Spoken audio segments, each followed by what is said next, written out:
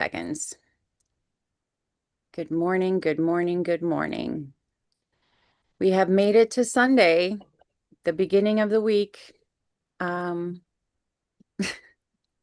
are now live on YouTube. If you do not want your beautiful faces on YouTube today, now is the time to turn off your video, but we would like to see you.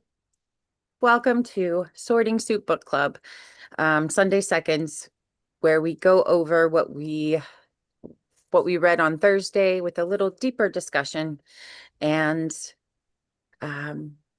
Thursday was a spicy bit of soup where we talked about our uh, civil entities and how their being cut has affected us. But not only that, but where did the money go, right?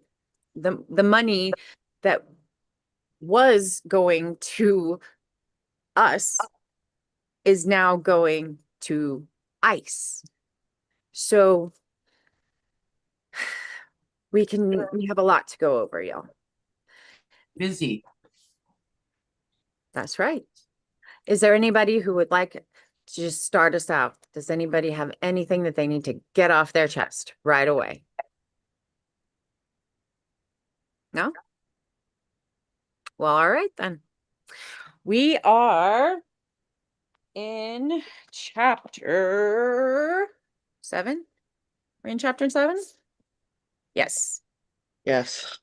Public services on the chopping block. Now, we're not going to read through all of it again because we've already read through all of it. And so if you'd like to hear it, you can go back to Thursday's video. We will read some of them, some of the paragraphs, such as, at the heart of this dismantling lies a philosophical assertion that the federal government should not, and indeed must not, play a significant role in guaranteeing the well-being of its citizens. In this model, public services are not instruments of justice, but distortions of the market. The safety net is not a mark of collective responsibility. It is an obstacle to personal freedom, and the recipients of public assistance are not neighbors in need, but potential dependents whose existence must be disincentivized. It is a worldview where poverty is not a structural failure, but a moral condition. I'd like to know what y'all think about that. Hmm.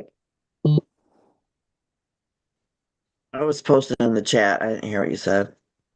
Well, now Beth. I'm just teasing. Go ahead. Well, they're basically saying, right, that at the heart of all of this, their philosophical assertion is that our federal government must not play a significant role in guaranteeing the well-being of its citizens. Right. So their primary goal is to shrink the welfare state and reduce public dependency.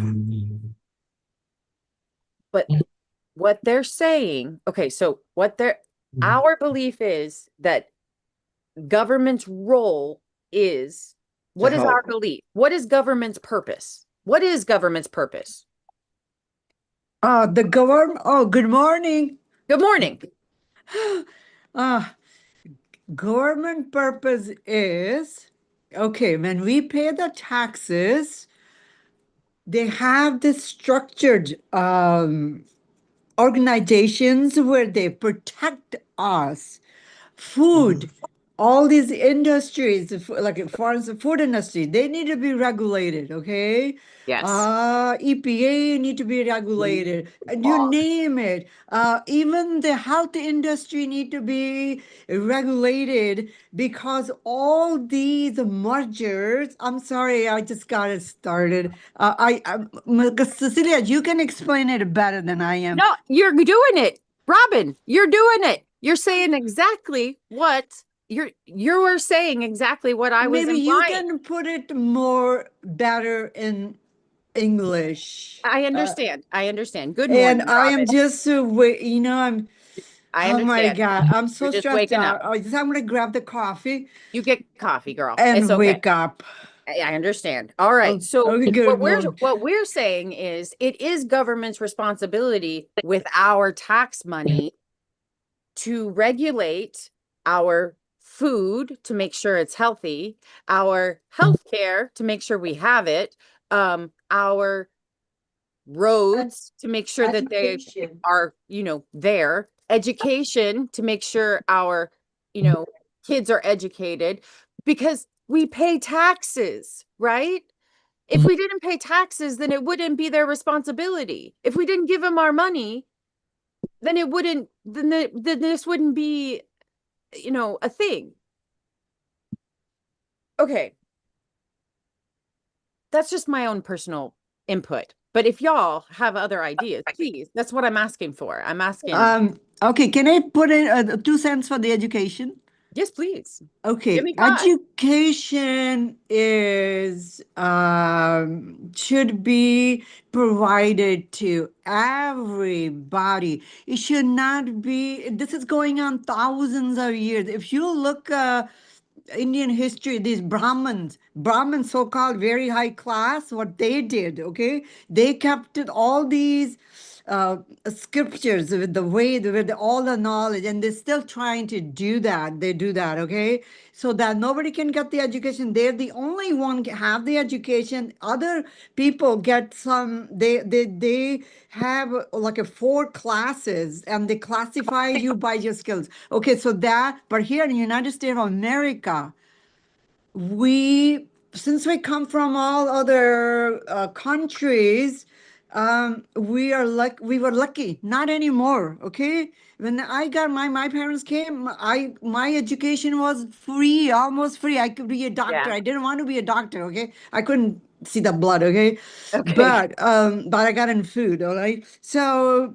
But the thing is, what they did now, the education, they made it such a way that they want to bury these kids in debt, because those are the young kids, because they're the one who come out on the when the revolution. Okay, Yeah. so if you look at the your Vietnam War, what happened that time? So these guys Nixon and then Reagan, they said bury these kids in debt, take away all the free education. So that's where it started, and now the situation is, because I'm very fired up with this, Okay. because our kids are buried in debts, okay? They're just buried. So, okay, education. So go on, Cecilia. So I All did right. about Thank it. you, Robin. All right, Melissa, Hi, sorry, I'm not showing my face yet. I'm that's just not okay. here.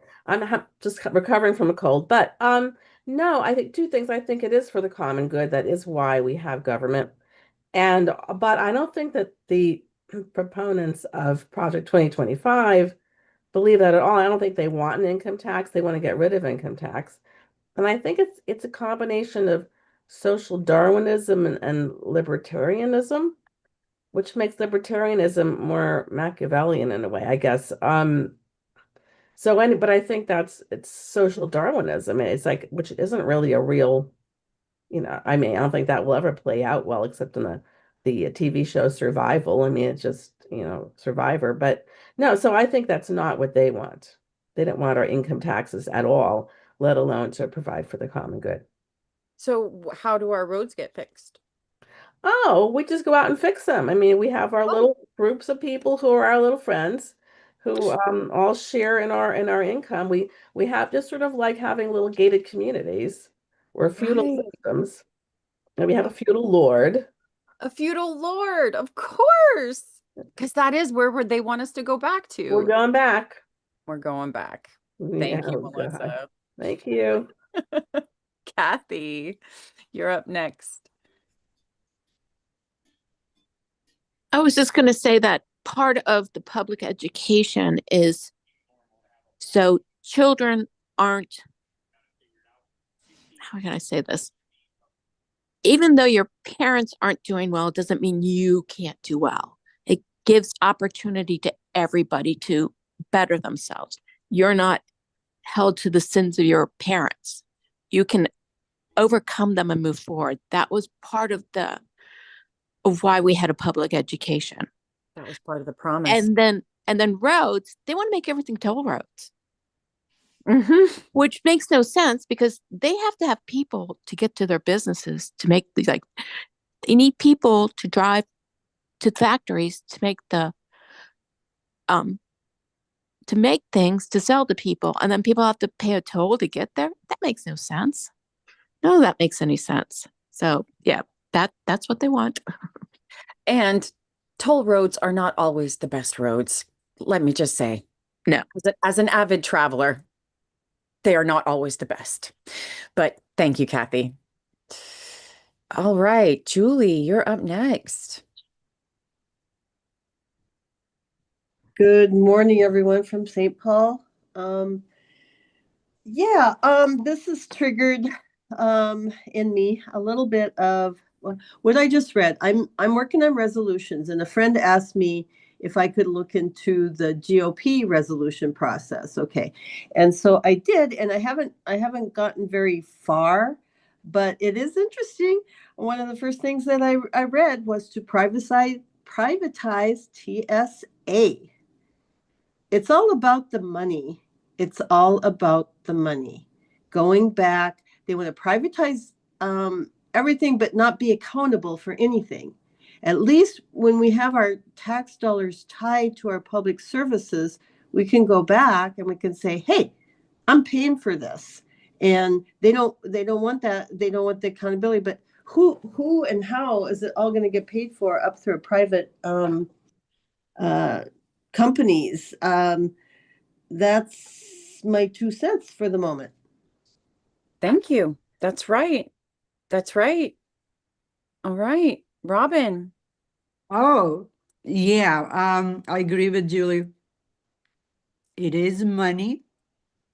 Money, it brings you the power, and then corruption, the greed, and they forget humanity. Okay? So it is the money is the root of all evil. And when these people get rich, these billionaires, it's never enough for them. It's never enough. How much anybody needed? Okay? You tell me, if you have one child or two child over the lifespan to educate, okay, now it's really, really expensive, but the education free, but now, like, just looking right now, you need at least if you have one child, you need to minimum $1 million. The day there, the minimum, I think that probably have gone up. Look at the statistics, okay? So, in my opinion, how much money do you need? More money we have, then they want a bigger house, they want a bigger plane, they want bigger car. I mean, this is my 2 cents, okay? So money is the root of all evil. And the sad part is people like us who are middle income, I call my upper middle, we pay honestly how much, what bracket, the highest bracket we are. We cannot, and these people like Orange Man, they pay zero taxes. I know. So, I mean, we need to go back to tax these billionaires so that, because the people are working, they're making them rich, so they need to put that money back into the society. And that's how you build the country, the middle class, and then you're rich. Oh, then I agree. Everybody's good. Then you eliminate the poverty. So everybody's the same level. Nobody gonna go steal and because when other people have more and the people are poor, that's why they go. I know. Okay, I know. Cecilia. So that's it. Okay. Okay. Are we reading a book today or no? No, we are not. We're reading just parts of it because we have already read it. We read it on Thursday Oh, and we okay. recorded it. So but I'm going to read now this another little snippet More broadly, speaking of privatization, Project 2025 applies this ethos of privatization and conditionality across the entire landscape of safety net programs, the Supplemental Nutrition Assistant Program, SNAP, temporary assistance for needy families, have a subsidiary or subsidies, sorry, unemployment insurance. Each is approached not as a human right or social obligation, but as a target for austerity. The rhetoric is familiar: fraud prevention, fiscal discipline, dependency reduction, but the policies that follow often produce the opposite of their stated goals. Food insecurity rises, homelessness spreads, cycles of poverty deepen. The cost is paid not in abstract budget lines, but in delayed medications, skipped meals, untreated trauma, and lives shortened by neglect. Y'all, they want us to die. Yes. Beth, you're next. Okay, so I just wanted to let people know in the back of the book, there is a QR code, and I put it in the chat, and it is, I just thought since we're like midway through the book, people might want to access it. It says the podcast is not a summary. It's a companion, a tool for listening, reflecting, and sharing. Each episode is rooted in the belief that informed people are powerful people. The threats are real, so are the tools to confront them. For whatever reason, I can't type in the chat, so I couldn't tell you that that's what that's for, but that's what that QR code is for. And it's in the back of the book. Okay, carry on. Thank you very much. Very awesome. Okay, Bruce, you're up next. Okay, hopefully I'm not repeating something someone said before because I was late on because I forgot today was Sunday. That's all right. Dr. Oz, you know his position, second to Kennedy and HHS. And his big thing is to try to get people on Medicaid. No more Medicare. So why? Well, with privatization involved with it, a lot of things aren't going to be covered or are going to be questioned, or you're going to need approvals in advance, which are not the case mainly with Medicare now. I was talking to a neighbor this morning, and we were both fortunate we're on Medicare. But she told me that she had a relative who was on Medicaid, and before he could go through a procedure, they wanted him to pay upfront $6,000. And that's something that Medicare would not do. I don't know what the procedure was, but the bottom line, well, they're all expensive these days.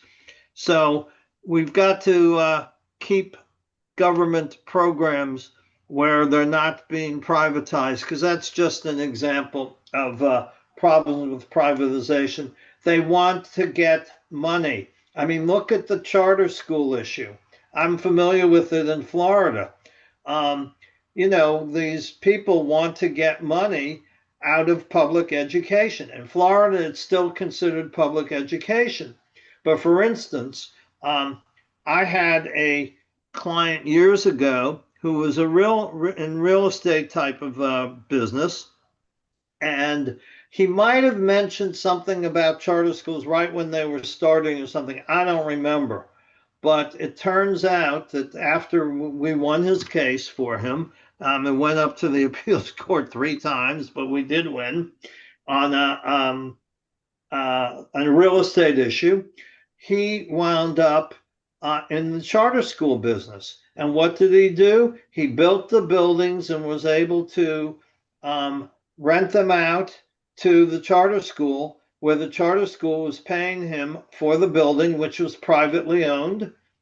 And therefore, there's profit there. And how do I know about it? Because I happened to have, for 2 or 3 years, was involved with charter schools with the district, and I negotiated contracts. and found out that he was the owner of this particular type of school that's down here. And that's what he was doing. He owned the buildings. And of course, if we have emergencies such as hurricanes, you don't think their buildings are being used for emergency shelters? No, they use the public, the traditional public schools. So profit is a big thing with privatization, and that's, I guess, the capitalist way of going to the extreme. Yeah. Yeah. I And let me know. see, I have a question here that someone asked me. Yes. Yeah, someone asked me, oh, it was Chris, Dr. Chris. Medicaid is health care for people with limited income. How would they come up with $6,000? Good question. Well, this wasn't Medicaid. This was Medicare supplement. If I said Medicaid, I misspoke, but Same question. I'm talking, yeah, it is, but I'm saying I was talking about Medicare, Medicare Advantage is what I was talking about. But even them, how would they come up with it? I know, I'd have the same question. Oh, Larry, don't put your hand down. I'm going to read one more paragraph from the little section. What gets buried in this reconfiguration is the truth that many of these programs were built from hard-won democratic consensus, often in response to mass suffering. Social Security was born in the wake of the Great Depression. Medicaid and Medicare emerged during the Civil Rights era as part of an effort to close racial and regional disparities. The food stamp program, expanded under both Democratic and Republican administrations, was a bipartisan acknowledgement of the unacceptability of hunger in a wealthy nation. Project 2025 treats these achievements not as foundations to protect, but as historical mistakes to reverse. How rude, Robin. Oh my God, I get my turn really fast. I know. I'm going to ask Bruce, Dr. Chris. Okay, I do hear that these Medicare Advantage programs is a ripoff. It is a scam. But I got it actually. My mom always stayed on Medicare. Okay, we never got her on Advantage programs. Okay, but we were lucky enough. My brother was wealthy, who could support, with her, care. I'm thinking about myself. I'm trying to stay healthy as much, but I do have some chronic pain that I manage. You could even see now, I applied some ointment. There's a heating stone. I'm heating my neck here so my muscles don't get tight.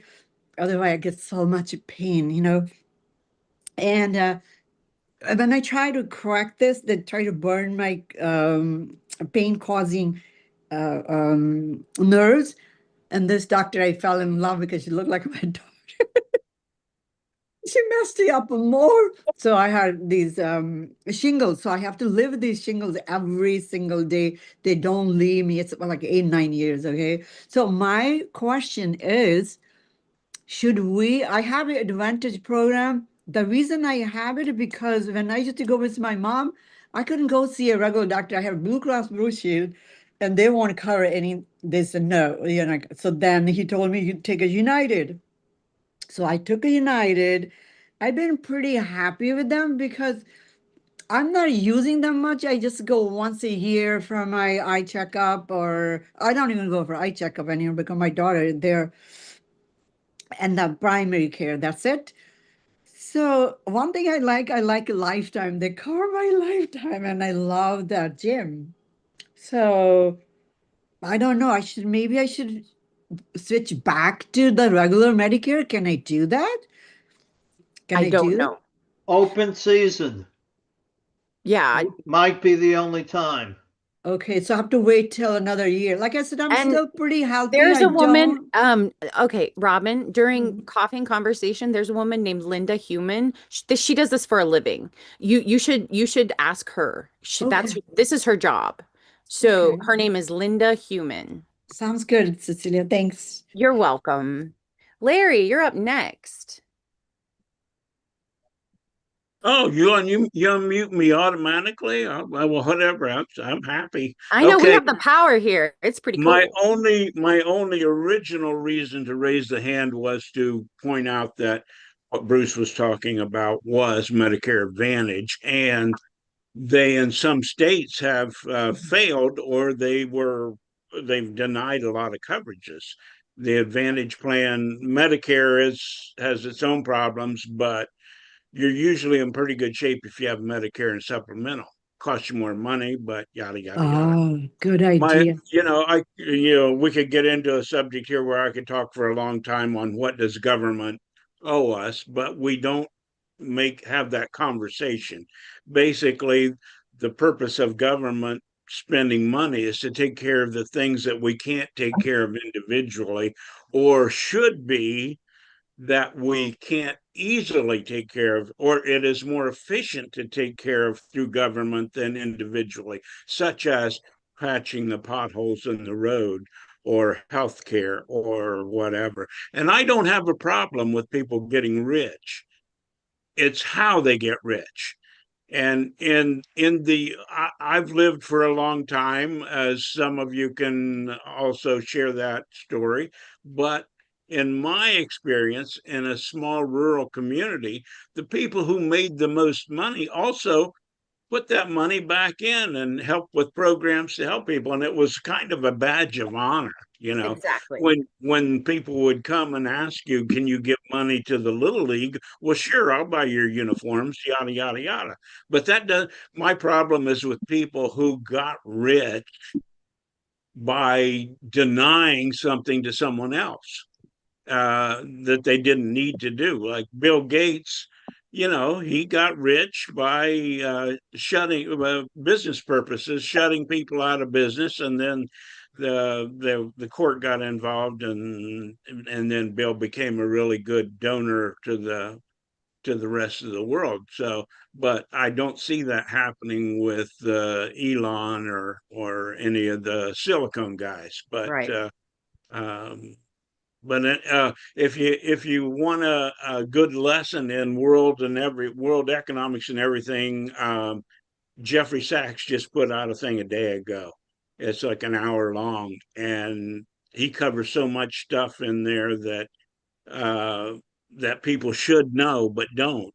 And just look it up, Jeffrey Sachs, Good to and know. Google him. And um, at any rate, I'll move along, but I thank you for the time. Thank you. I appreciate it, Larry. Jeffrey Sachs. I'll look that up.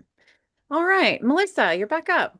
Back to Melissa. Hi. So two things. I'm just going to respond also to Robin that the supplemental plans I think are better. And this is from dealing with my mother, and also my husband has Blue Cross Blue Shield supplemental, which is under $100 a month. So that plus Medicare. So that's, I think, better in some ways. Um, and then on the whole thing about people being rich and contributing back to their communities, um, that would be nice if people who make more. And I think the thing about equalizing things is that people contribute to their communities, but it's not always monetarily reflected. Like people who are poets and musicians, artists, and so on, they need to have that support because they might not make as much as an engineer or a person with a large business or something like that, yet they contribute at least as much, if not more, to society. So I think this is where you have that need to, I think we need to have supports for everyone. Everyone can be a contributing member. I think we should encourage the idea that people can contribute at whatever level or whatever way they can. Contributing is good. But it doesn't mean that then everyone's going to get equal pay because we don't have that kind of system. Right. So okay, That's right. And just to add to that, I love how y'all are just moving along what I highlight. You're doing a very good job of reading my mind. So, okay, I'm going to read another paragraph. But behind the rhetoric of liberation lies a very different reality, a methodical campaign to remove public protections, weaken institutional oversight, and transfer power from democratic bodies to private capital. Deregulation in this framework is not an act of emancipation. It is an instrument of consolidation, of market dominance, elite privilege, and corporate impunity. To understand the full scope of this agenda, it is necessary to clarify what regulation actually is. At its most basic level, regulation is the democratic assertion that not all market activity is inherently beneficial or neutral. It is the acknowledgement that without rules, profit-driven systems will externalize harm, exploit asymmetries of information and power, and prioritize short-term gain over long-term public welfare. Regulation exists because unregulated markets have repeatedly failed economically, environmentally, socially. It is the memory of these failures codified into law that Project 2025 seeks to erase. Y'all. Sorry, Nora, you're up next. Yeah, I want to make sure that everybody understands that you can change the insurance that you picked from January 1st through March 31st of this year, and you can change 3 times. Oh, So good. if you signed up for a plan that you don't like, you can change from one Medicare Advantage to another. You can change from Medicare Advantage to Medicare or Medicare back to another Medicare Advantage plan. I've been doing it because I've been, I've been screwed, and the only way to find out is go ahead and ask for the treatment you need, and if they won't give it to you, switch again. So, but That's true.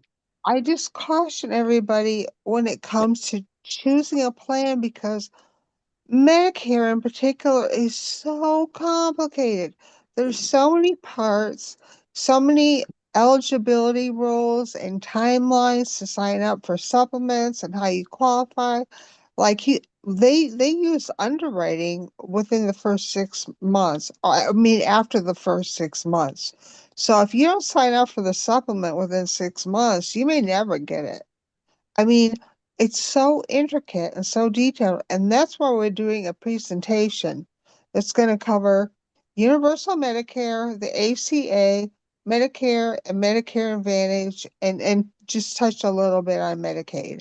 And Nora, you really should talk to Linda. I'm telling you, Linda Human. I wanted to do a presentation with her anyway. And she had her training for the 2026 Medicare, Medicaid, and whatever. That's why we couldn't do it in the fall because she was in training. Linda Human, you should talk to her. She's on Coffee and Conversation every morning. How do I get a hold of her? Because I bring this up all the time and she's never, put anything in the chat. Now I'm working with Stephanie and Chris, and well, Chris is covering universal health care, so we can only talk about what we want and how we could implement it and comparing other countries and blah blah blah. But like Stephanie has been horribly impacted by the ACA programs, her and her Yeah. wife. I have been horribly impacted by Medicare Advantage. Yeah. But we have constant Zoom meetings. I know. So if like we have another one today. We had one yesterday and we have another one today at 4 Mountain Standard Time. I can bring it up in the morning. Maybe, in fact, I'll bring it up tomorrow morning and maybe something will come of it. Yeah, the problem we're dealing with now is we have far too much information to put into one presentation, but Then with it'll be a YouTube, 3-part series. well, I don't know because when it comes to question answer period, we're going to be flooded because these Yeah. these issues are so complicated. We'll keep it, Nora. We'll figure it out. Yeah. We'll keep the questions to the presentation. Well, what I want to do is just give everybody my email address because I can't address specific situations that people are facing. That'll be fine And too. I have like 100 links on this topic. So if somebody wants to do a deeper dive into a particular issue, I can give it to them. That'll work too. That'll be great. This is going to work out great. This is something that we all need. Thank you so much, Laura. Or Thank did I you. just say Laura? Nora. Oh, Sorry. Laura people gave always you Laura gave you a heart, and I was looking at Laura's name go up with your heart. Sorry. people always call me Laura because Nora's not very common. So I just say, I don't even acknowledge it. It's fine. Okay, Robin, my dear. Okay, I just want to put the comment like Larry. He said, yeah, he is for rich people. He's not again. Me too. I don't, because I do have pretty rich people in my family and my community. But if like my brother, okay, I'm gonna tell you, I'm so proud of my brother. He he lives where Bill Gates live. Let's put it this way, okay? Same hill over there, okay? So proud of him. I'm just so he doesn't hoard his money. He has helped so many people when he hired a manager and he see that devoted and he makes him partner in there. Okay. And he created so many opportunity and I'm gonna share this. He just built a big another hotel in a ski area. It's called Leamington, Washington. It's like 2 hour drive from Bellevue, Washington. He just opened this Wednesday, but I would like to take you guys there. Okay, you Okay, can guys Robin. go skiing. But anyway, what I'm saying is yes. It's okay to be rich, but share that money like he Yeah. shares. He sends me money. He sent me $10,000 for Christmas. Okay, 10,000. Everybody, even my caretaker, he's paying for his education. It's $60,000. So it's okay to be rich, but not like this orange man. The Musk guy, they stole everybody's money. They are welfare queens.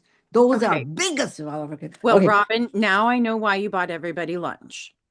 Oh, yeah, he did send me 10,000. So I did. Yeah, yeah. No, I would do it anyway. Actually, I'm looking into a food truck. I asked Okay. one of Okay, my honey. guys. Okay. Yeah. So I got a lot anyway, of hands okay, up. two more What's things. it? Okay, two more before I go. Melissa girl, Melissa, Dr. she was Melissa. talking. Yeah, she was talking about supplemental. Okay, and I think in Nora, she was saying we can do it till like March. until March. But like in my case, yeah, I am gonna look into. So she said I can go back to Medicare and buy a supplement. But like I said, I don't really have major medical issues. I guess it really becomes really people look at you and you are sick, like a cancer. Yeah, okay, honey. This is Yeah. not what we're talking about today. So if you could deal with this in coffee and conversation, that'd be great. Oh, coughing. Okay, we wait till next Friday. No, no, no. Tomorrow morning. Oh, tomorrow morning. Oh, yeah, yeah, yeah. Right, right, right. Okay, good. Oh, Okay. all righty. I'm so Okay. sorry.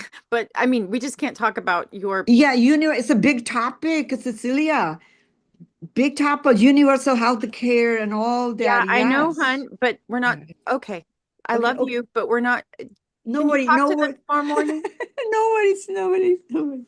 Thank you. Let's get back to the 25 project. Thank you, Beth. Okay, hi. So, Nora, when is your session gonna be? Your presentation, because that'll be great.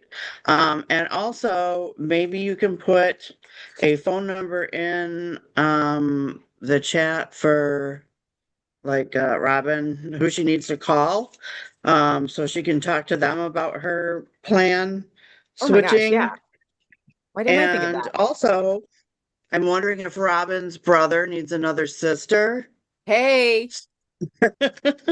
And I want to tell you guys my story about when I was, so, I've been working since I was 15, and then I got divorced at 29. And when I was 30, I decided to go to college, and my kids were 9 and 3. So I quit my job that I had for the county, and I signed up for school, and then I signed up for Medicaid and food stamps and WIC. And so I got those things along with scholarships and grants, that I don't know if they have anymore or if they're going to have, because Department of Education is being thrashed.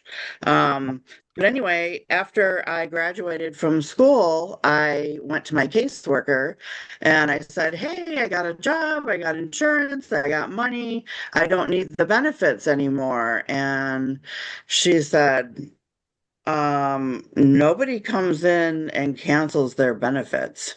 She said, "We just wait until people's benefits run out, and then we might cancel you, but it's possible you could get renewed depending on your paperwork."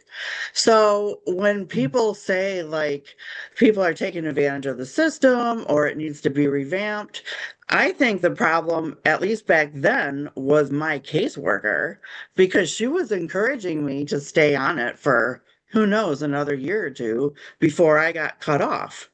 And so that's where, a lot of the, like I would say, the abuse comes in. So I think that they need to, yes, revamp stuff and go through people's records and be like, "Hey, this person's employed now. They don't need it."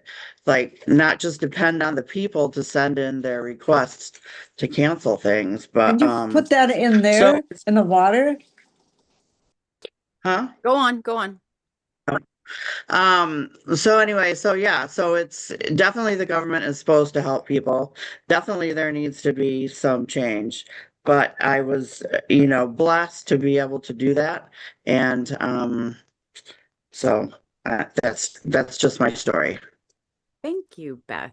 That is a beautiful story. And right before Bruce talks, I'm going to read one more paragraph. Oh, I was There- going to address what you just had read. Oh, okay. Do that then. Go ahead. Okay, you read about regulations, and I've talked about this before, but there may be other people who, on this call that hadn't heard me speak about it before. To me, rules and regulations are needed, just as stated in what you read, because industries don't do it on their own. I'm going to give you examples such as the FDA started long time ago because of meat packing and other food irregularities. We need those regulations. We don't want people getting sick.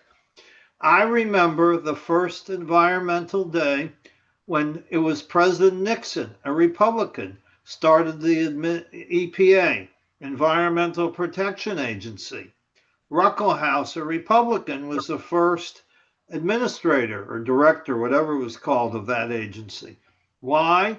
Because they needed to clean up the air, the water, and so forth. It wasn't being done. And there are good reasons for those regulations. Now, I know the Supreme Court recently, or whenever they overruled the Chevron doctrine, Right. That was the I'm sorry to interrupt. That was the paragraph that I was going to read. Oh. It had to do with that, but go on. Well, the bottom line is they thought there was overregulation. The Congress had not given as much power and authority to the EPA as they were exercising. So they overruled the Chevron doctrine, which basically meant that there was no longer a presumption of validity for what the experts had decided was needed. And now courts are going to make that decision if it's challenged. By the way, there's nothing saying agencies can't make rules and regulations. There's still the Federal Register where they're published and people can comment on them, and there can be rules there. But if they're challenged, the courts are not going to give the presumption of regularity to the agency, and they may decide on their own. Yes, you May want I me to read? stop? No. I want to read this paragraph and then have you comment. Okay. There is also a more technical dimension to this strategy, the redefinition of regulatory authority itself. Project 2025 aligns with legal theories such as the major questions doctrine and the attack on Chevron deference, which seek to dramatically limit the discretion of federal agencies to interpret and enforce laws. Under this view, if a regulation has significant economic or political impact, it must be explicitly authorized by Congress, regardless of existing statutory frameworks. This creates a bottleneck that paralyzes regulatory action, even when urgent. Agencies are rendered hollow, not by abolishment, but by judicial handcuffing. Yeah, I remember hearing comments after that decision came out. I don't remember the name. All I remember is it overruled the Chevron doctrine. Yeah. But they said Congress needs to do more of its job. When it legislates, it needs to put in there more of, what the authority is, be more specific to allow the agency to make the rule. And in Florida, we have something similar. We've had it for years that rules can be challenged if there's no immediate authority in the statute granting them the right to make a rule on that particular issue. Interestingly, school districts, for instance, are exempt from that requirement. But so we made plenty of we call them policies, but they're actually rules. But the fact is, agencies still have a certain rulemaking authority, and they're needed. And in that case, they felt that there was no congressional authority there, and therefore the courts decided that they overregulated. And overregulation can be a problem, but the fact is, we need certain regulations, and Congress needs to set forth what is needed because they protect the public, consumer protection. In the securities industry, even investors, they need protections. You need regulations because otherwise, people look what happened with the banking crisis. They just go. If there are no restraints, people take advantage, and that's a problem. That's So right. rules are needed, but Congress needs to be more specific as to what authority they have in terms of agencies. I'll leave it at that. Thank you, Bruce. I'm very much appreciated. Thank you. Okay, Sabrina, you're up next. Hey, so the thing I wanted to say is the federal government is not like a business. People talk about it like it's a business. It's not a business. The federal government is an organization that has been set up to serve the American people. It is at your beck and call. You are the ones who decide what we do every day, as it should be. And we have gotten this weird transition about how like the government is regulating and evil. And I think we really need to turn that around to say the government serves the people. And if we remember that, regulations are a service to the people. Education is a service to the people. We are servants to the citizens of the United States. So and that's how I've always seen my job. And it's how a lot of civil servants feel about their jobs. We are here to help you. And it may not feel that way all the time because of the regulations and stuff, but that's so fraud doesn't happen. It's so your food is healthy. It's all those things. And if you want those, some of that requires red tape. That's how we make sure we don't do the wrong thing. The other thing I want to say is I would highly suggest anybody who's interested in thinking this way to look at the way Eleanor Roosevelt used the government to help the people. She's a really good example of somebody who used her sway and the government's backing to help entire towns. And so let's all think of it like Eleanor did. Yes. And then the other thing is the love of money is the actual phrase. And the reason I bring that up is because it's the behavior of people about money. Money is not evil, good, bad. It is just a thing. But how we use it, that's what matters. And so, just keep that in mind and look at the history of our taxation and look at the history of how we've used our money. Figure out how we use our money now. I'm always looking to see how the government's spending our money. Make sure it's serving you. That's all I got. Thanks. Thank you, Sabrina. And I would say that, oh gosh, I forgot. Dang it. No, why didn't you write it down? Oh, what did you say? You said the government is a servant to the people. Crap apple.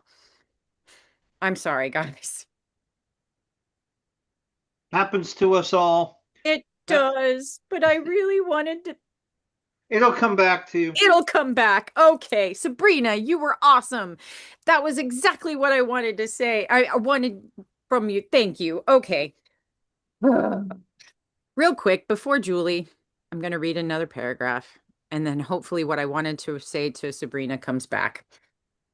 Okay, the erosion of regulation is thus not a neutral shift in administrative policy. It is a reordering of power. It creates an economy in which bad actors can thrive unchecked, where polluters, lenders, landlords, and employers face few consequences for harmful behavior.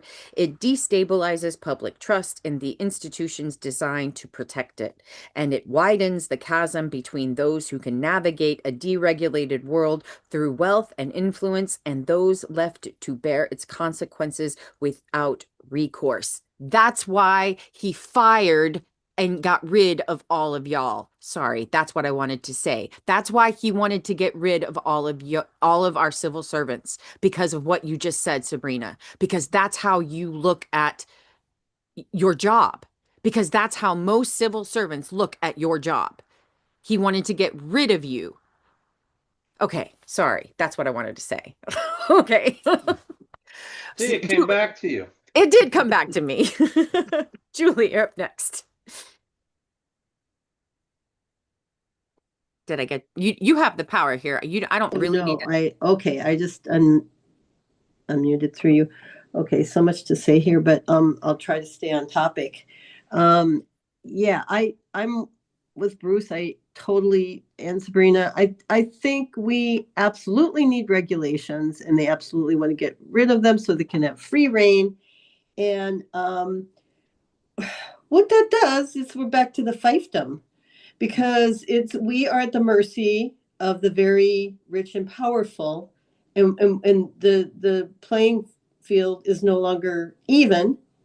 And even now, they're making up all the rules through, they have bankers, you wouldn't believe the lobbyists they have so close to the hill that are buying all of our, regularly buying all of our politicians. So we have to stay strong in our democracy and demand that playing field remains.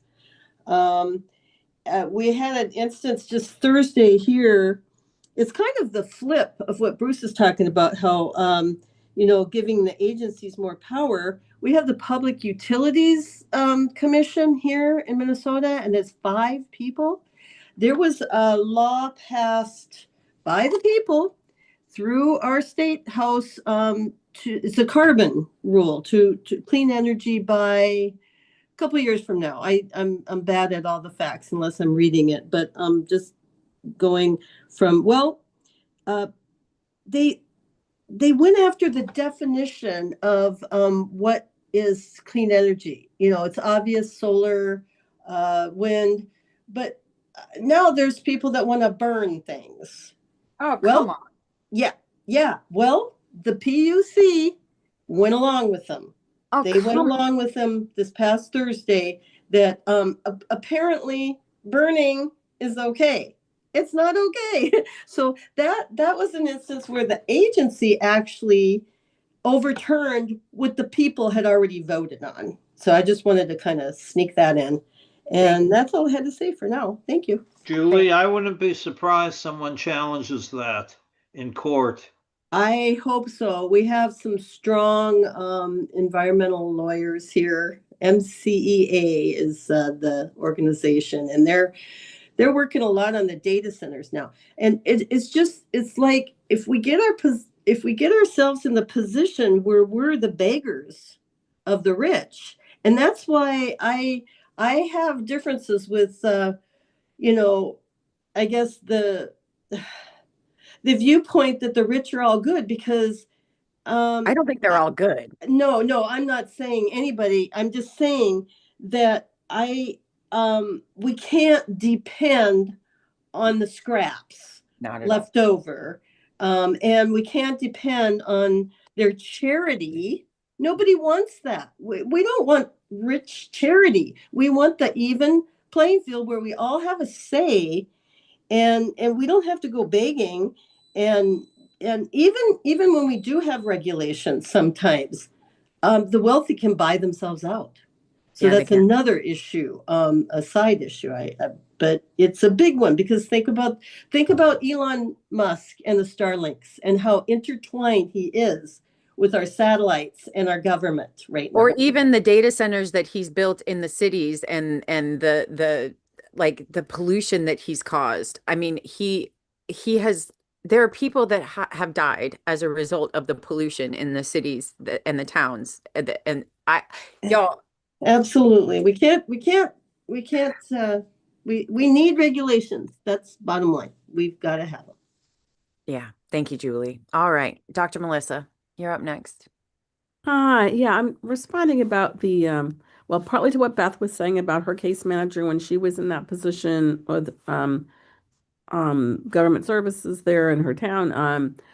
I think what I've observed, and I'm not an economist or a business person, I think sometimes underfunding causes waste and abuse, maybe not fraud. Because maybe just an example that from the example Beth gave, maybe the case manager she has too much on her caseload. She has too many people on her caseload, and she can't afford to get one person off, another person on because that's more work. Yeah. And what you really need in situations, though, like say if you have enough funding for those services, you would have a transitional period too, like a person starting a new job. That job might work out or not, you don't know.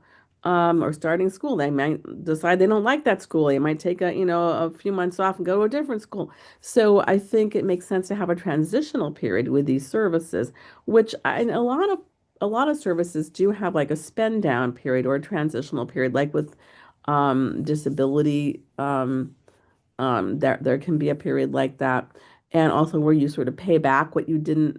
You only get paid what you didn't make yourself. You get paid even to where you would have been with a disability payment. So that is, I think we need more of that because you need that security, or no one wants to go back to work or to school and all of that.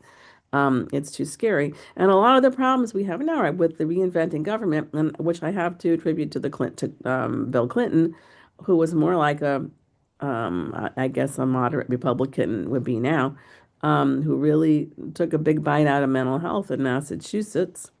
And it affected the VA indirectly too, where I was, where people weren't respecting the needs of people with mental health concerns. But this is like for people in need, mental health. We need to have sufficient staffing for those systems so that they can be very nuanced in how they apply the services and so that they can save the money when it's when they can and so on. And yeah, I think also as a corollary to that, I thought of a corollary that I can't think of now. You just need oh yeah, you need what my mother has depended on when she was living. We had wonderful elder services here in Massachusetts that I think was government funded as well as, they also did charge people who could pay and that and so on. My mother paid into it for a while, and after a while, they helped her get services that were unbelievable. But the thing is, she could not have afforded because every year She did have a spend down eventually because every year her Medicare went up a little bit and she had the frail elder waiver, but it was only supposed to go up to $2,400. Well, pretty soon after there was like a cost of living increase, she wasn't making any money herself, um, and it was getting up above what the Medicaid, what the it was Medicaid, basically Mass Health Services frail elder waiver would have permitted. But no one really was enforcing that because they realized here's a person she could not have afforded those services on her 5% increase of her Medicare. So, but they needed that. You need that sort of a thinking body to figure those things out. Like, yeah, Medicare went up, but you still need these services that are worth much more than it went up. Um, and she didn't have any assets or anything like that. So you really need those intermediate services like elder services, and you need a more nuanced system. I don't think Medicaid could keep up with all of that. They didn't have enough staff. So I think that what you need is to have a more fully staffed system, and then you can save some of the money and apply it to somebody else. That's it. Thank you. I agree. And I think that every administration has believed that the place to cut has been mental health. I think we've seen that they've all taken chunks out. Not all, but most have taken chunks out. And what most of us understand is that's where we need, especially now. We understand there is a loneliness epidemic, y'all. There is a severe, especially after COVID, we have a severe problem with people not talking to each other, not communicating, not even spending time with one another. We need to just be able to chill with one another again. But this in and of itself is mental health. It's mental well-being. It's self-care. And our government has no want or wish to help us with that. And that's for sure. So Robin, you are up next. I'm so sorry. I guess my comment is taken negatively somehow when I was just referring myself being a middle class or upper middle class. Okay. Some people in the chat is, so I apologize if I know not everybody is, there are a lot of, people below that. Okay. So I apologize for that. Just wanted to correct that, okay? It's in the Okay. transcript somewhere. Okay, and what else I was gonna say? Okay, that was one. Okay, Sabrina, she said, yeah, they're all civil servants that are serving, our country. But these military people, I have a lot of respect, especially the one who fight right up the front, who they die. And then what they do when they come back, they don't even take care of them. So, okay, so that is pretty sad. I see a lot of PTs. I have friends, their children, and so so We do need to do better with our VA. I agree. exactly. So that one, and going back to the abuse, why the welfare system was created in such a rich country. This country is the most richest country on the earth because we have 99.9% land and the resources here, and we are saving it. And we're using other people's resources. So the welfare system created, okay, I don't know, I'm not on clock right here, but if I just look at the history of Chicago here, the Chicago is the most segregated city. I found out when I moved 49 years ago here from Seattle, and I was so scared here, okay? And like, I don't live in a separate communities. I assimilate in the community. And also I try not to be different like wear different clothes and stuff. Okay. So that was all right. Okay. So going back to the Okay. welfare system. So Cecilia, people need to look at why the welfare system was created, but there could be a little abuse, but not much. Look, it's a drop in the bucket. If you really look The at the abuse abuse comes from above. Yeah, we know. above, I mean, they are just these rogues. They're stealing our money. Okay, so Yeah, I know, hon. We know. so I would say the welfare system created was to keep the poor people poor. Don't give them the education. Look at the history of the American Indian and the black people. Okay, I will go back just in Chicago history with the Irish. Oh, how the line, when the black folks came from southern Right. parts and they became rich, but because the white folks went to fight, and when they came back, they were devastated. They said, "You took this in the food industry." They took their jobs away, and then they put into these those, what do you call those, ghetto places where they just stayed there, no education, put the drugs, put the guns. So this is what's going on, Cecilia. Okay, so Okay, hon.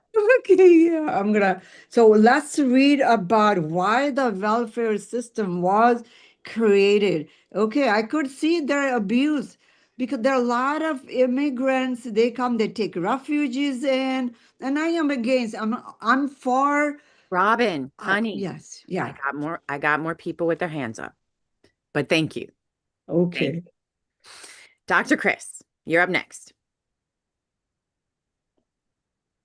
Yeah, hey, it's Chris from San Antonio. So, I did, it's, there's been a space between when I wanted to comment, so it may not seem relevant, but I just wanted to add on to what Sabrina said about the role of the government. And I think part of our narrative needs to be, we've got to shift the language from big government or government bad, because there's many things about government that are very good.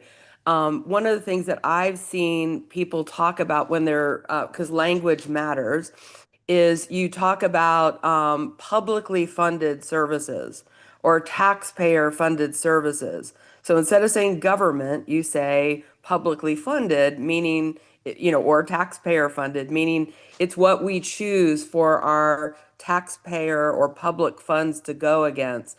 And so we kind of change the narrative from, that conservative government bad, because I mean, obviously, there's lots of things about government that are very good. The social safety net programs like Social Security and healthcare and maintaining roads, police departments, public schools, and the list goes on. So anyway, I just would ask you to consider reframing it that way.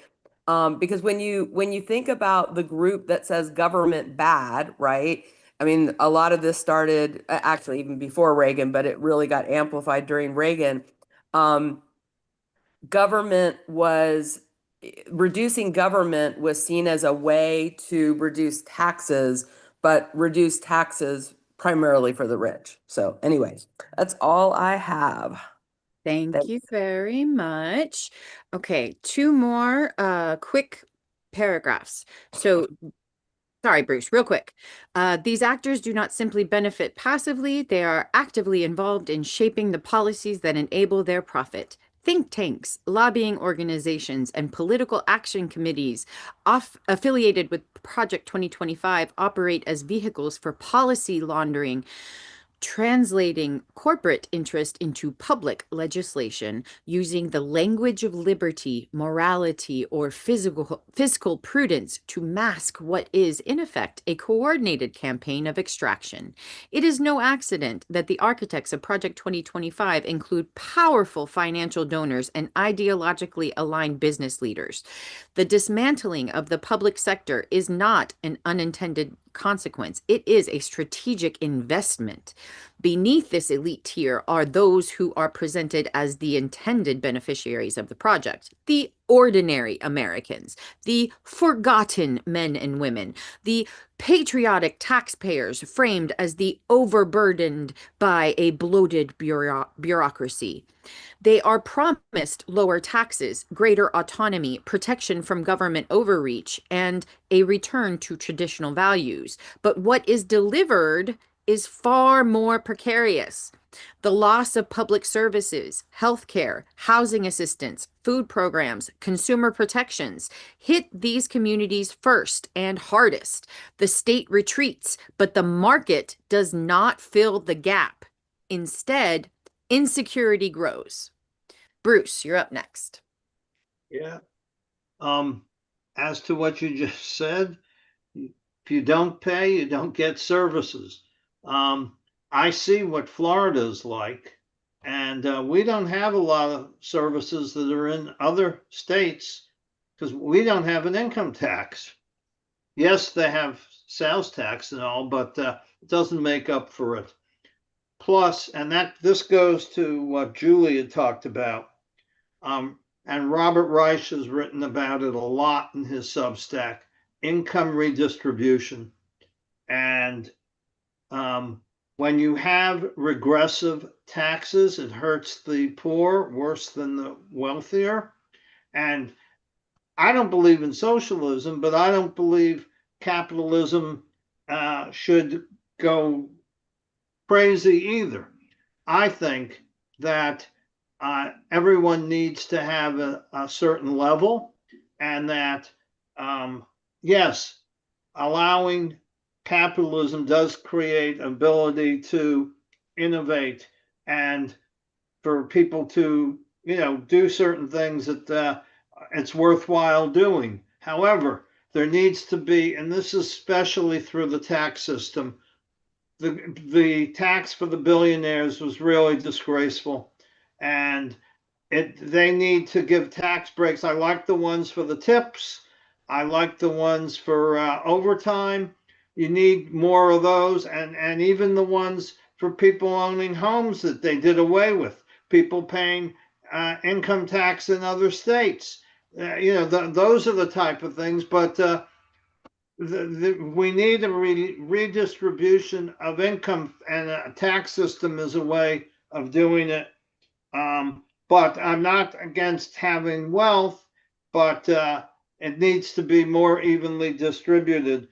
The lower classes, the poorer people, we shouldn't have that in this country. Everyone should have a certain level of assistance.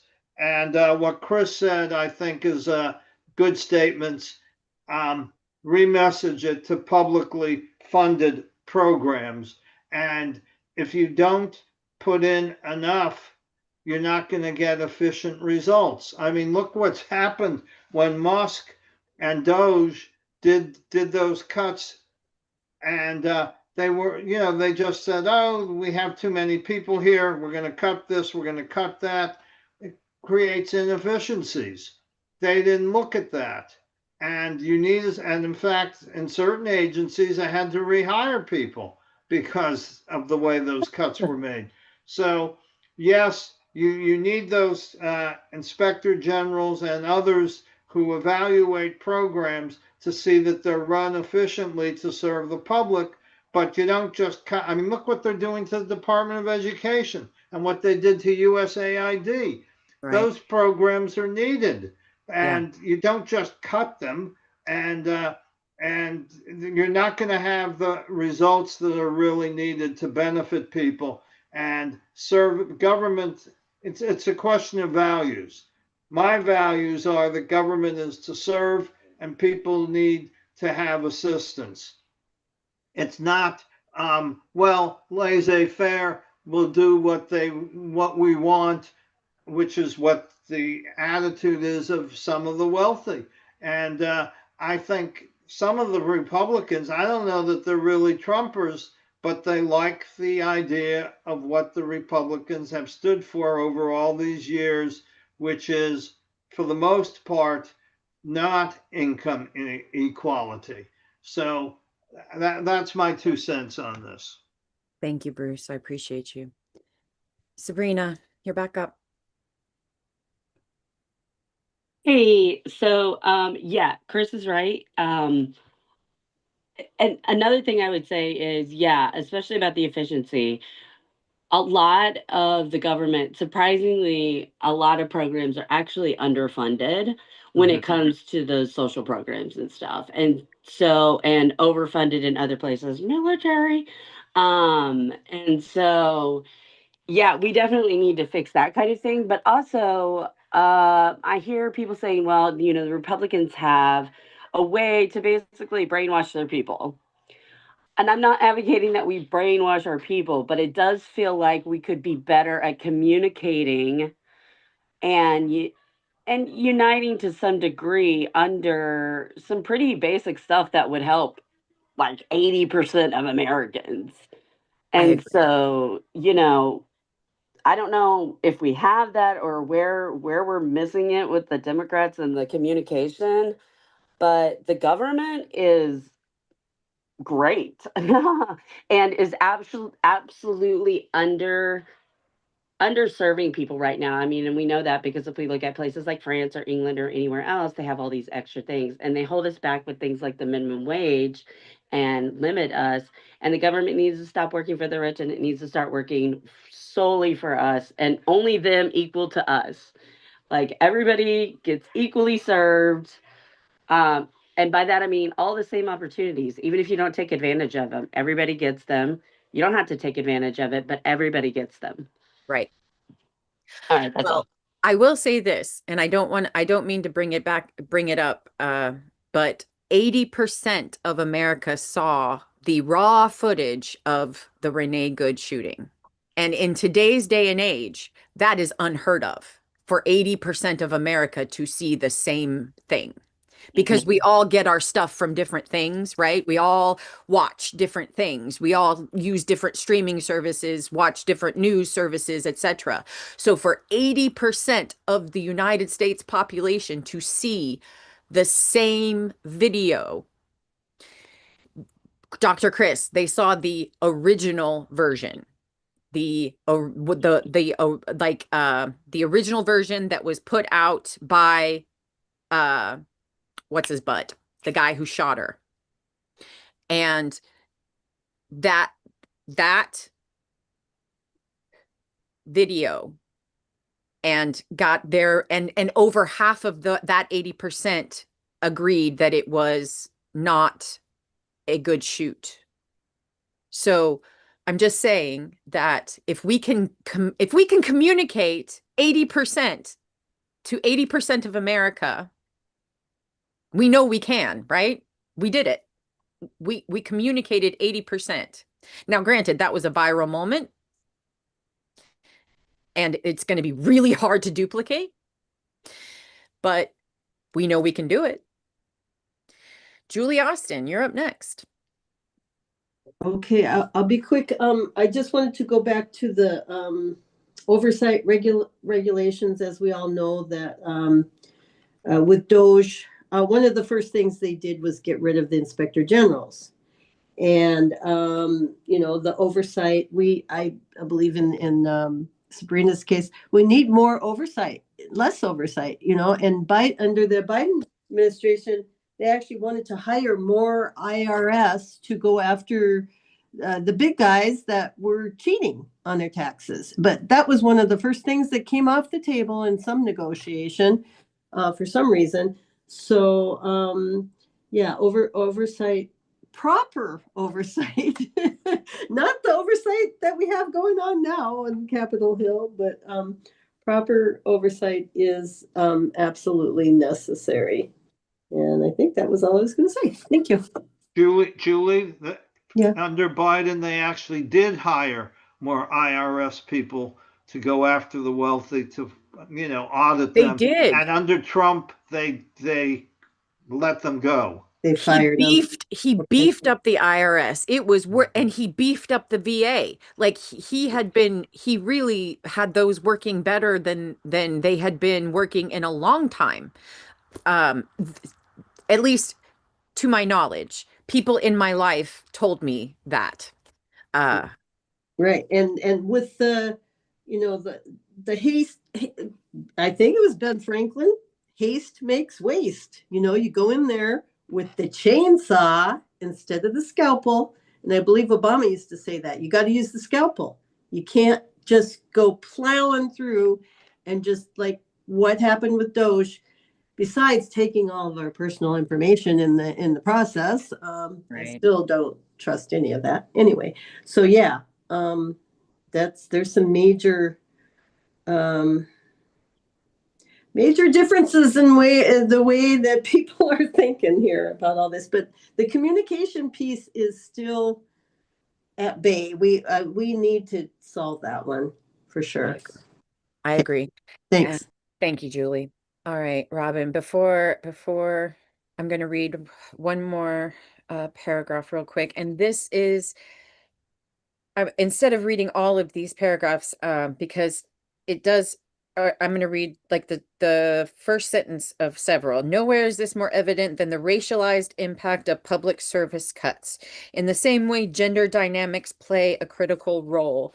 Children, too, become collateral in this ideological battle.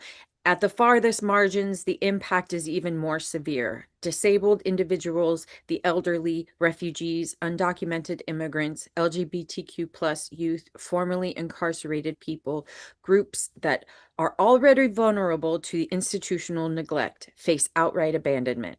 Project 2025 offers no coherent alternative for how these lives are to be supported. Their exclusion is not a flaw in the system, y'all. It's a feature. It's their point of purpose.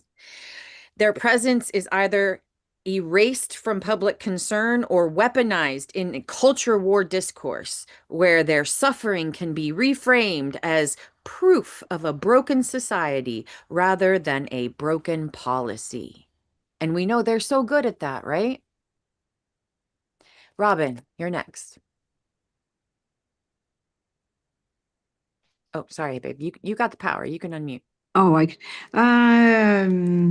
thank you. First of all, I'm going to thank you, everyone, that I can express my views here without being really judged. And I'm so happy.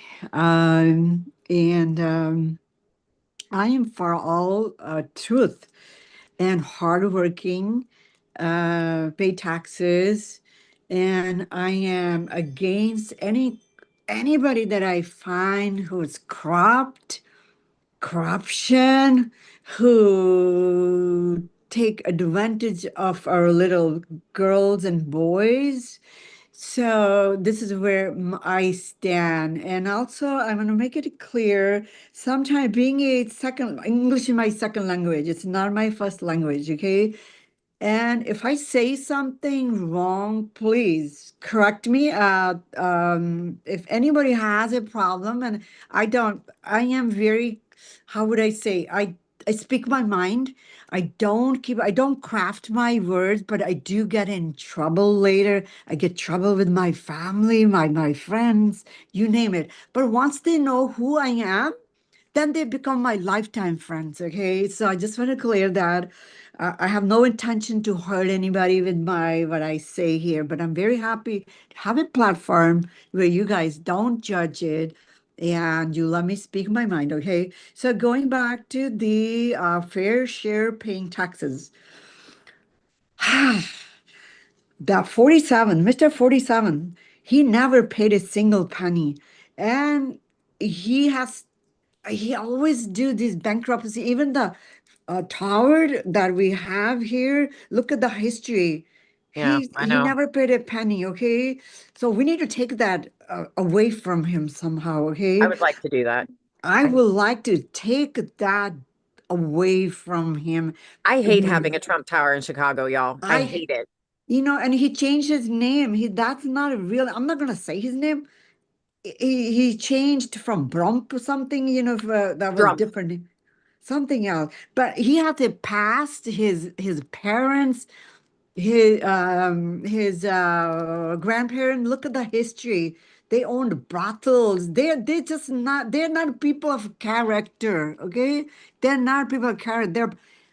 It's just really, really bad history, the prostitution, the brothel, and Yeah. all that. So what can you expect? That's in their DNA. So they don't have good DNA. I'm sorry to We say got to that. get rid of Okay, them. I agree. we need to get rid, but I don't know how we're gonna get rid of them. But this system created with the tax system is again created by these rich people where they hide all their taxes. Okay, I've seen in my communities too. What they do is underground, Cecilia. I know only on my worship place one, and I know they had a problem, and then they open another one that's out. And I think there's one in underground. There are maybe 20 or 20, it's just in Chicago, worship places where they do it only. These are business people Okay. Okay. and they hide money. They Okay. Okay. hide, yeah. Okay. So, We okay, don't need to. but anyway, this is that they hide the system because system is created, it's given by rich people and they take advantage. Okay, I so understand. yeah. So anyway, all right, Cecilia, I just gotta. What time is it? Okay, what time? It's almost 10:30. We're pushing, but that's all right. That's all Okay, right. all right. Okay. Dr. Chris, you're up next. Yeah, hey, Chris. So I put it in the chat actually. So I don't know that the average taxpayer is aware that we are subsidizing oil and gas companies. I don't know that the average taxpayer is aware that Trump is proposing to rebuild the Venezuela infrastructure because the companies are saying it's not good business for us to go into Venezuela, and they don't have any incentive to try and reduce gas prices, right? They're not just saying it's bad business, they're saying it's uninvestable. Yes, that's my point. And then you Yeah. have Trump basically saying, "Oh no, we're going to take our taxpayer dollars." So this is the kind of stuff that we've got to call our representatives and push back on. So every dollar that's spent subsidizing gas and oil companies or reinvesting, I mean, just even think about that, what that sounds like. We are going to reinvest in the infrastructure of Venezuela instead of investing in the infrastructure and the social safety net of the United States. That is just crazy, right? And then in addition to that, when Trump, because I did want to clarify that not all the inspector generals are cut, but some of the inspector generals are cut. There still are inspector generals. I used to do inspections for Department of Defense and Army, so I work really closely with the IGs. In fact, I was just on Fort Sam yesterday and saw all the signs up that say Inspector General's Office. So I wanted to clarify that. The other thing I wanted to clarify is that the cuts at IRS, this is interesting. The people that were cut in terms of auditors at IRS were the people, or disproportionately, were the people that investigated high income earners fraud. Okay. So meaning the group that would go after the rich, millionaires, billionaires that potentially are not paying their fair share of the taxes, they were disproportionately cut compared to any other auditor. In other words, giving billionaires free rein to commit fraud. So, I mean, again, it's just, yeah, okay, that's all I have. And Nora, look,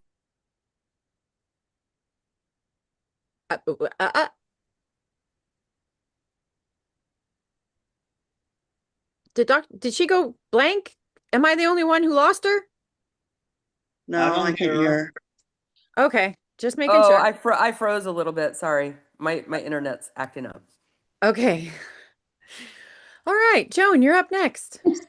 Thank you. It's Joan from Northern Illinois in Rockford. And just speaking to Dr. Chris's comment, this is just unbelievable that the thing, and somehow he hasn't sold it yet, but the part of the problem with the oil in Venezuela, it's inferior grade oil.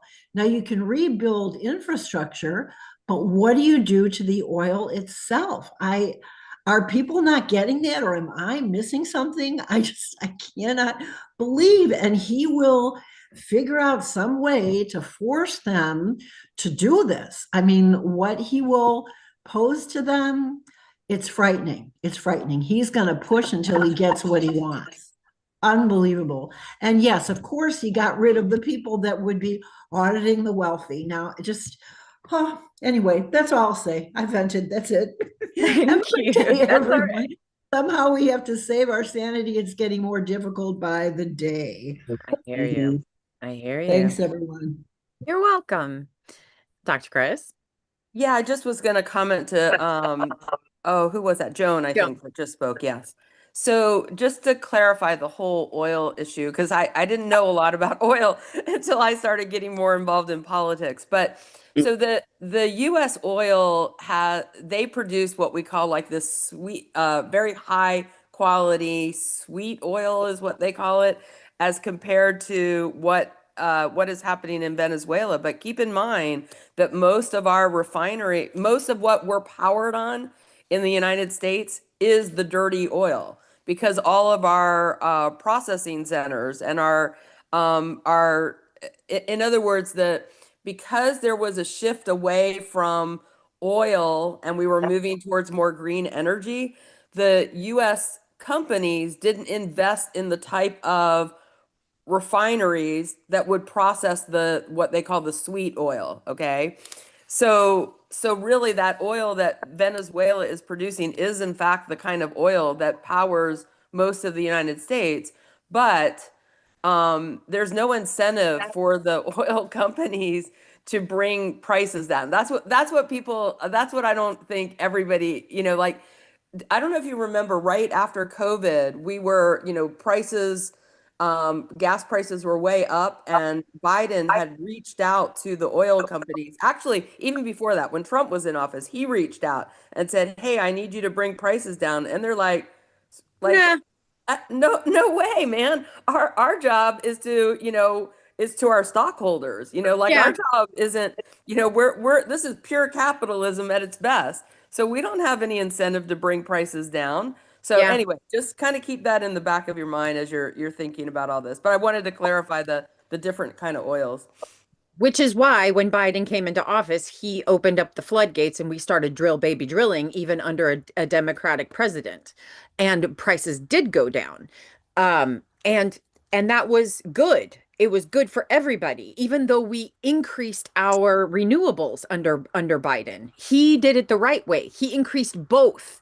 And that's how we have to go forward if we are going to affect the oil market and affect renewables. Well, But and Cecilia, and part of that was an interim solution because we had yes, gone to war with Ukraine. There was a worldwide shortage. He knew how struggling Americans were at the time. So that's when he agreed to increase oil production while at the same time investing in the infrastructure to expand green energy. So it was kind of a moment in time, and it did make sense at that time. well, I will say, okay, so where we are and where we find ourselves is that the wealthy are going to be just fine, y'all.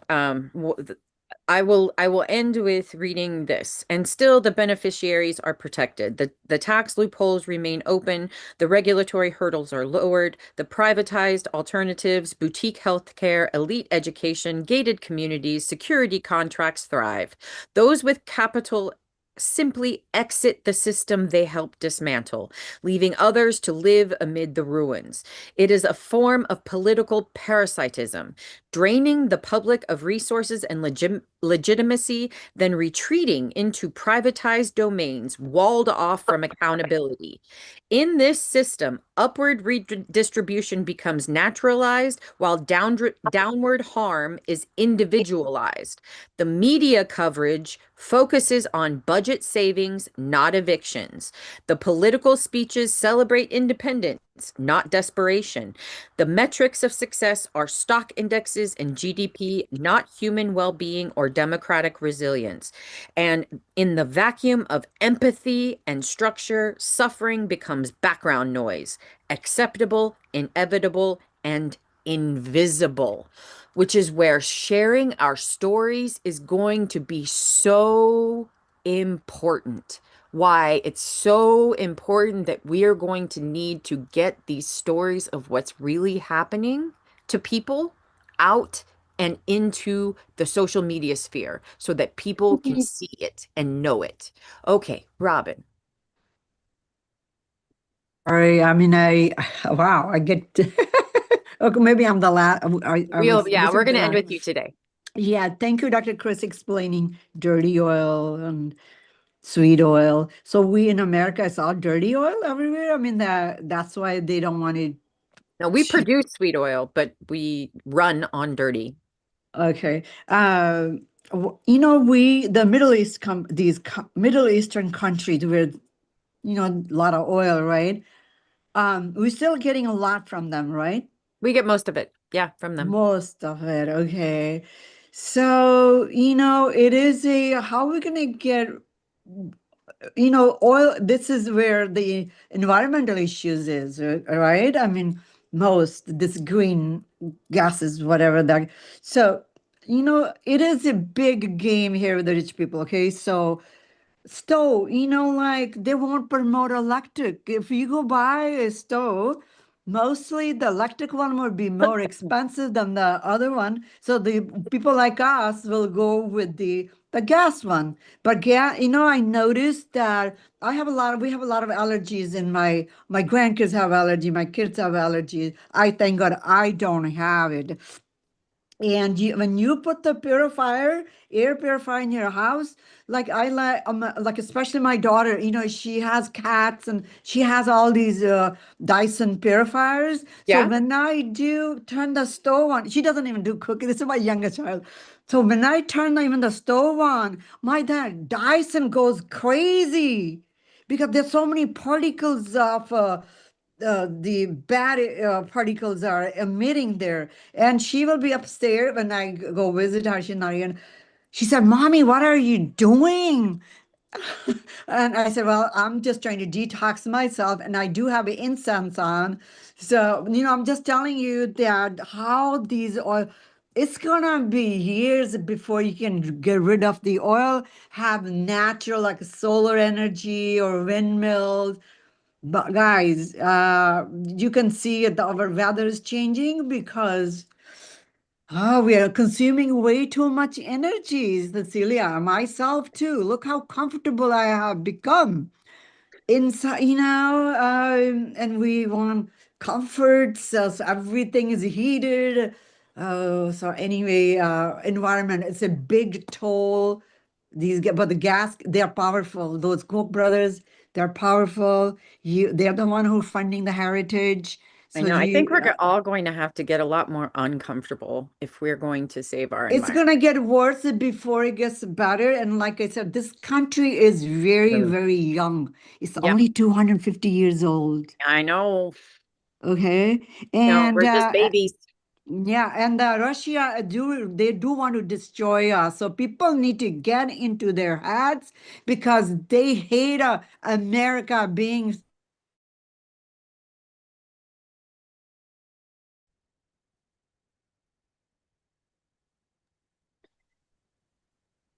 I'm sorry, I don't know what just happened, Robin. Okay.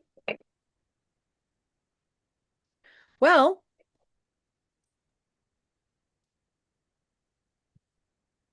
She's oh, muted. sorry about that. Oh, I mean, Oh my Russia. Russia. They don't want us to be a number one in the world. So his primary goal is to bring America down. You don't have to be scared of China. China actually they sell a lot of their goods to us. Okay, so but it's Russia. Russia's the one they used to be number one power. I don't know. I mean, I was, That and was about a right. few hundred years back. But yeah, They want sweetheart, to bring us down. This guy who came for how long ago, this Putin guy, 40 years. Look at the history. How I is this know. guy, our orange man, the 47th, he married first wife Melania. Honey, we Oh, know. yeah. So anyway, this is where we are. I am old. I don't know how many years of life I have, and I thought I would be able to travel You'll still be able somewhere. to travel. I don't know if I can or not. It does require a lot of money, Cecilia, to travel. You And got $10,000 for Christmas. just one trip. Well, if you go to Europe, Cecilia, it costs that much money. Girl, you will be able to travel. I promise. Okay. Okay, sounds great. Oh, you can come with me, Cecilia. We'll talk. We'll talk. I Okay. want to go to visit India myself. I've never been. I've been only twice. I would love to go to India. And there's so many places like treats and Ayurvedic where We will talk about it. We'll talk sounds about good. it. Okay, Okay. bye. Okay. I See gotta you get my tomorrow. passport. I gotta get my passport, y'all. Oh, Like, get for it. real. Yeah, I need to renew mine too, I think.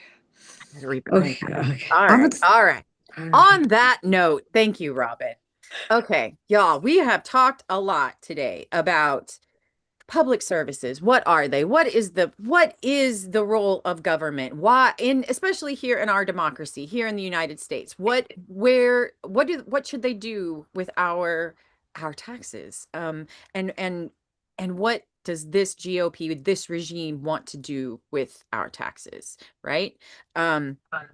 So thank you all. Thank you all for being here. Thank you to everyone who participated. Thank you to everyone who just was here to listen. Thank you for everyone who was in the chat. Thank you to everyone who will watch this later. I am so grateful that you took time out of your busy schedule to be with us. Y'all, I understand what it is to take an hour or an hour and a half of your time, even if you watched me at 0.5 speed, which was it fun? Because I know I'm hilarious. Okay. Anyway, have a good day. Have a good day. Have a good day. We will see you when we see you. That just was a lovely Sunday Seconds.